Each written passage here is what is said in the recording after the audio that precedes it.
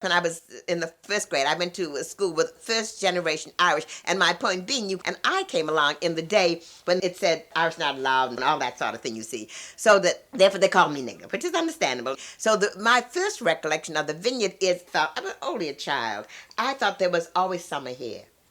There was never any school here for you to have to go to and be called nigger. When you are a child and you come here, you don't know that the trees are bare here. Do you see? It is always summer and you have a good time and your mother lets you go to the beach by yourself and you go walk downtown at night by yourself. And I remember when we were children, there was a house, and it's so interesting to me. Ed Brooks' house was the Morningstar house. And when we were children, the hurdy-gurdy man used to go over there because he knew he was going to get plenty of pennies or quarters from them. And we little poor children, we knew we weren't rich, but we didn't feel poor. We used to go over there and listen to the hurdy-gurdy man. But we went to the beach. We went to Highland Beach. You asked me about the Bostonians and the blacks. Sometimes the Bostonians boast, the black Bostonians, perhaps the whites too, boast a little to the New Yorkers that they were the original settlers on the island. And I must say, I remember when it started, Harry T. Burley was a composer. And many of the spirituals that you hear, he was the one who went south and heard these spirituals and preserved them, put them to music and one thing and another. Well, my point is, he was from New York, and he came here every summer because he knew many Bostonians and fell in love with the island, and then began telling the New Yorkers what a lovely place it was.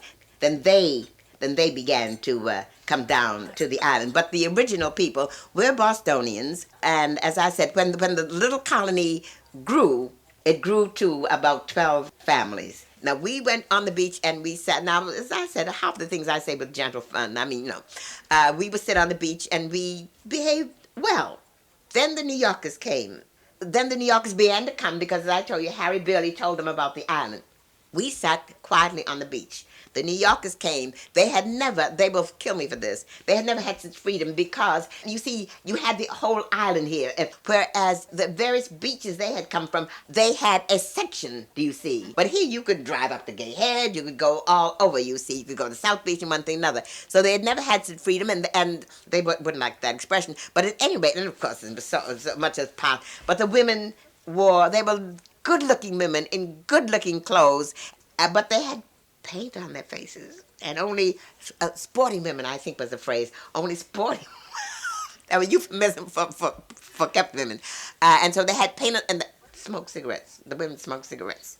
But even worse than that, you see, they were boarding, and they wanted to stay on the beach all day. So they had food in baskets, and mostly chicken. Chicken, I think, travels well in baskets. But you see, we have a reputation for eating chicken and watermelon. So that there they was, and we said, they're going to lose the beach for us, they're going to lose the beach. And I swear to God, one summer we came down and said, private.